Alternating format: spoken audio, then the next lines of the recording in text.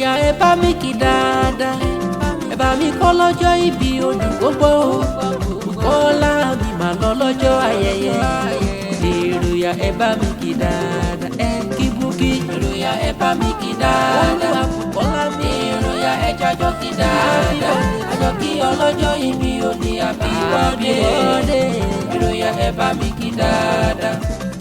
Èrò ya ẹ bá mi kí dáadáa, alias Olúwa dúró version sílé lọ́dún sí. Bukolami mà ti lé lọ́dún sí. Èrò ya ẹ jájọ́ kí dáadáa, ọmọ jayé ọlá. Èrò ya ẹ bá mi kí dáadáa, ẹ já lọ́kì o. Èrò ya ẹ jájọ́ kí dáadáa, àjọ kí ọlọ́jọ́ ìbí òní happy birthday. Èrò ya ẹ jájọ́ kí dáadáa. Bukí favorite ló ké sí mi tó ní mọ kí ọ ní gbẹjẹgbẹjọ happy birthday to you olóríire. Happy birthday ó náà ṣe é ṣàmọ́dún kó má fọdún lẹ́yìn ṣàṣẹ wọn kó gbóko tọ́kọ tó wọ́n ṣọ̀pọ̀ ọdún láyé òun lọ́lọ́ Olódùmarè kò ní já ṣe mọ́. Ó ní máa kí ọ̀bọ lógún ẹrú, kíkì ọ̀bọ ní wọ́n fa ọgbọ̀n dáadáa. Bukí máa kí ọ̀bọ lógún ẹrú, n ó mọ kí ọ̀bọ ní wọ́n fa ọgbọ̀n dáadáa. Bukolami ọlọ́jọ́ bí òní ìgbà ọdún kan mi. Ó yá ẹ bá mi pé o Bukolami ọlọ́jọ́ ìbí òní sexy lady, ọmọ wọn nílùú gbẹ̀yìn. Ó ti lé lọ́dún sí ọmọ láyé ọlá. Happy birthday Bukí, Bukí Bukí Bukí. Bukolami olúwa Bukola ẹbí ìkùnrin Olúwa dúró ventures. Happy birthday to you.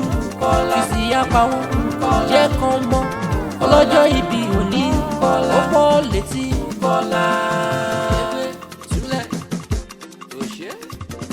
Bukola o ìgbẹ̀yìn ṣáìlẹ̀ fàádà rẹ̀ Bukola jẹ́nbá ọdẹ mẹ́rin òkìlọ̀ kí wọ́n dáadáa ní ìsúlẹ̀